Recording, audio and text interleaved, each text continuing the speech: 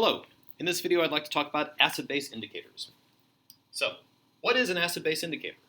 As you probably know, an acid-base indicator is a substance that changes color as the pH of the solution changes. Well, how does that work? Is it magic? No. Here's how it works.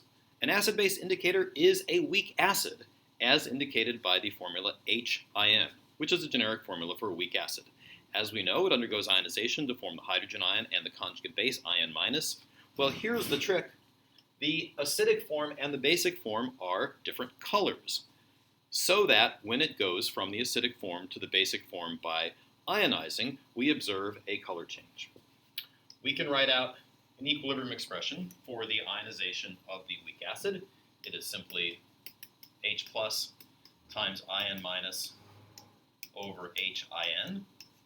Or, rearranging to isolate Ka over the hydrogen ion concentration, we obtain the ratio of the basic form to the acidic form. And this ratio is kind of important. So, when pH equals pKa, or when the hydrogen ion concentration is equal to Ka, the concentration of the acidic form and the basic form are equal to each other. So I have equal concentrations of the acidic form and the basic form. That would correspond to the center of the color transition on the pH scale. So, if the hydrogen ion concentration is much greater than Ka, then that means the concentration of the acidic form is much greater than the concentration of the basic form. Or, looking at the equilibrium above, the reactants are favored.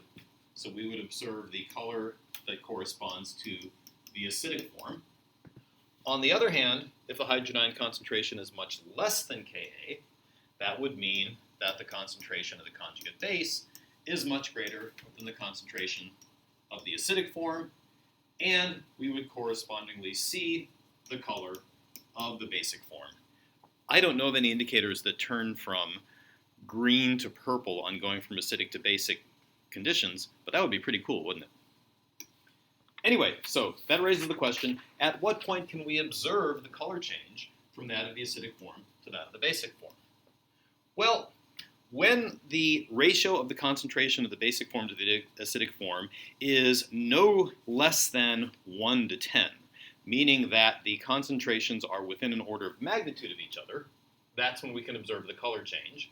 And because 1 order of magnitude corresponds to 1 pH unit, that is 1 power of 10 in the hydrogen ion concentration, that means that the transition range, the pH range over which we observe the color change from that of the acidic form to the basic form or vice versa, is normally plus or minus 1 pH unit, and that 2 pH unit range is centered on pKa. Okay? So we have lots and lots of different indicators with different transition ranges, which we will look at in a second.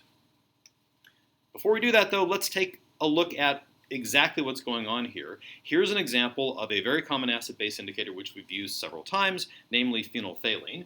And as you can see, when it goes from the acidic form, which is colorless, to the basic form, which is pink, it actually undergoes a structural rearrangement so that it absorbs electromagnetic radiation in a different part of the spectrum, which means that it appears to be a different color. So that's chemically what's taking place when we go from the acidic to the basic form or vice versa. The molecule is undergoing a structural rearrangement that results in absorbing a different wavelength of electromagnetic radiation. Now, on the next slide is one of my favorite pictures in all of chemistry, and that is a diagram that shows a huge variety of different acid-base indicators, as well as the pH range over which they change color. And you can see that some of these change color at very low pH. Crystal violet, its transition is centered on pH of 1, whereas at the bottom, alizarin yellow R changes pH over a transition range centered at pH 11. Okay? Now, why is it important that we choose the correct indicator? Well, here's a very, very clear explanation of that. On the left, we see a titration curve for titrating a strong acid with a strong base.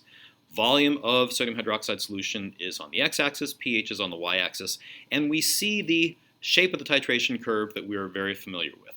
Very low pH for much of the titration. As we approach the equivalence point, the pH begins to change very rapidly, and then at the equivalence point, which in this particular example occurs at 100 milliliters of titrant, of course the pH is at 7. That is the point at which the pH is changing most rapidly. And as we can see, the difference in pH between the lower, just below the equivalence point, and just the above the equivalence point is pretty large. But because the pH is changing so rapidly close to the equivalence point, whether we use methyl red or phenolphthalein as our indicator really wouldn't make much of a difference.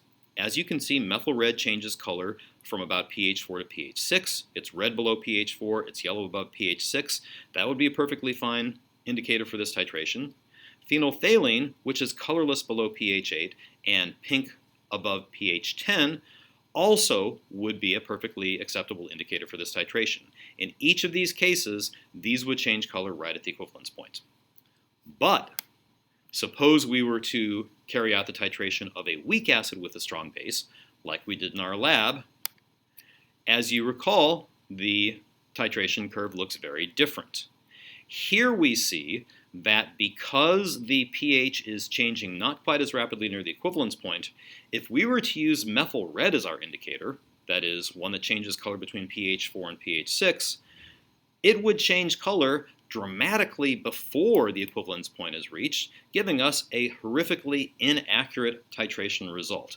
We would probably call this titration as being about done at between 40 and 50 milliliters of titrant, which of course is not really close to the equivalence point. Here we see that because the pH at the equivalence point is about 8.5, we would need to choose an indicator that changes color around that particular pH. Because phenolphthalein changes color between pH 8 and pH 10, phenolphthalein would be a perfectly acceptable indicator for the titration of this particular weak acid with a strong base. So, what this tells us is we need to calculate the pH at the equivalence point so that we can choose the appropriate indicator for the titration. Once we have determined what the pH should be at the equivalence point, we can simply go back to our chart and say, okay, here's the pH on the x-axis. That's where the pH will be at the equivalence point, so I will simply choose an indicator that changes color centered around that pH. Okay? Now, we talked about this in the previous video, so let's just review the steps. How to calculate the pH at the equivalence point when you are titrating a weak acid with a strong base. Here's the equation. HA plus hydroxide forms A minus plus H2O. As we discussed before, it is a two-step process. It is a stoichiometry calculation followed by an equilibrium calculation. In the stoichiometry step, we need to calculate the concentration of the conjugate base produced at the equivalence point because that is the most important species present at the equivalence point in this titration. So we begin by calculating the initial moles of the weak acid using moles equals molarity times volume. We then calculate the volume of strong base needed to reach the equivalence point. We calculate the moles of conjugate base produced by stoichiometry, which, because it's a 1-to-1 mole ratio, is equal to the initial moles of HA. And from that, we calculate the concentration of conjugate base at the equivalence point by taking the moles and dividing by the total volume, where the total volume is the volume of acid solution we began with, plus the volume of strong base titrant needed to reach the equivalence point. Once we have determined the concentration of conjugate base at the equivalence point, then the next step is equilibrium. We simply calculate the pH of a solution with a concentration of conjugate base that we just calculated. So begin by calculating the weak base ionization constant of the conjugate base. Remember, Kb equals Kw over Ka. Use the ICE table to calculate the hydroxide ion concentration. pH is 14.00 plus the base 10 logarithm of the hydroxide concentration. And then once we've done that, we simply choose an appropriate indicator for the pH at that equivalence point. Now, what about titration of a weak base with a strong acid? Well, it's the same two steps. It is a stoichiometry step followed by an equilibrium step. I'll go through this fairly quickly because it should be quite obvious. In the stoichiometry step, we are calculating now the concentration of the conjugate acid at the equivalence point, calculate the initial moles of base, calculate the volume of strong acid needed to reach the equivalence point, calculate the moles of conjugate acid produced, which are equal to the initial moles of weak base. Oops, that means to be calculate the, let's see, can I put that in there? Calculate the concentration of the conjugate acid produced. using moles equals molarity, molarity equals moles over volume. Then, in the second step, the equilibrium step, we calculate the pH of a solution with that concentration. Begin by calculating Ka of the conjugate acid, which is equal to Kw over Kb. Use the ice table to calculate the hydrogen ion concentration, from which we calculate the pH. And once again, we will use our table of indicator transition intervals to choose the appropriate indicator. So, since we did in the previous video an example of calculating the pH at the equivalence point in the titration of a weak acid with a strong base, let's do one of these. So, in this problem, the student is titrating a specified volume and molarity of the weak base aniline, for which Kb is given, with a solution of nitric acid of specified concentration. So we're going to calculate the pH at the equivalence point and use the indicator chart to choose an appropriate indicator. So let's get down to it. Step 1 is the stoichiometry step, in which we are going to calculate the concentration of the conjugate acid at the equivalence point. So we'll begin by calculating the initial moles of weak base. That's 0.365 moles per liter of aniline times 0.0250 liters, or 0.00913 moles of our weak base that we're starting with. But that is also equal by stoichiometry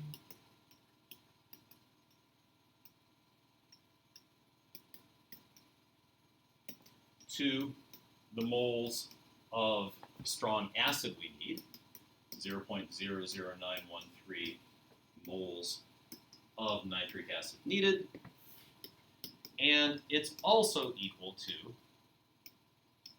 the moles of conjugate acid produced at the equivalence point.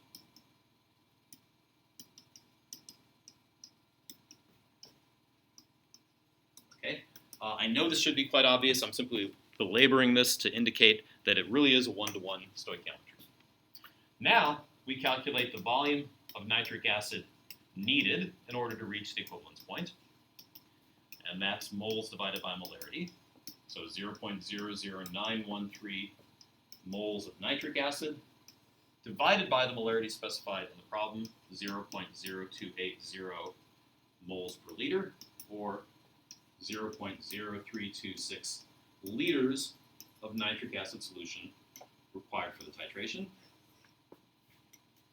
And now, having the moles of conjugate acid formed and the total volume of solution at the equivalence point, we can calculate the concentration, which is 0.00913 moles of the conjugate acid BH+, over the total volume of solution, which was the 250 milliliters of aniline solution we started with, plus the 0.0326 liters of nitric acid needed, or 0.159 molar BH+. So that is the stoichiometry step, in which we calculated the concentration of the conjugate acid produced at the equivalence point. Step 2 is the equilibrium calculation. At the equivalence point, the most important equilibrium established is the weak acid ionization of BH+, the conjugate acid, to form B plus H+. The Ka expression for this is B times H+ over BH+.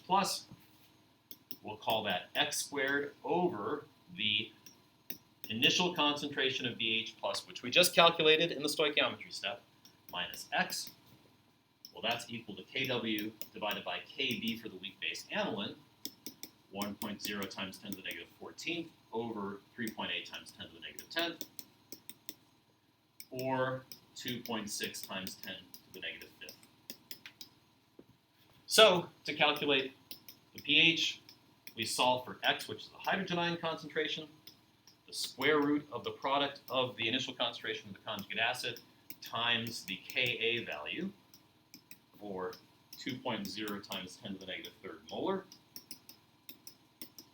And in the final step, my pH is the negative base 10 logarithm of that concentration of hydrogen ion we just calculated, or 2.69, as the pH at the equivalence point. And that's consistent with the pH when you're titrating a weak base with a strong acid, because we're forming the conjugate acid, which is acidic. That would give us a pH below 7. So now, to figure out what indicator we need to use, we simply go back to the table of acid-base indicators and find one that has a transition interval that is centered around pH 2.69. That's between 2 and 3. So if I scroll up here, I see thymol blue looks pretty good. Erythrocin B looks pretty good.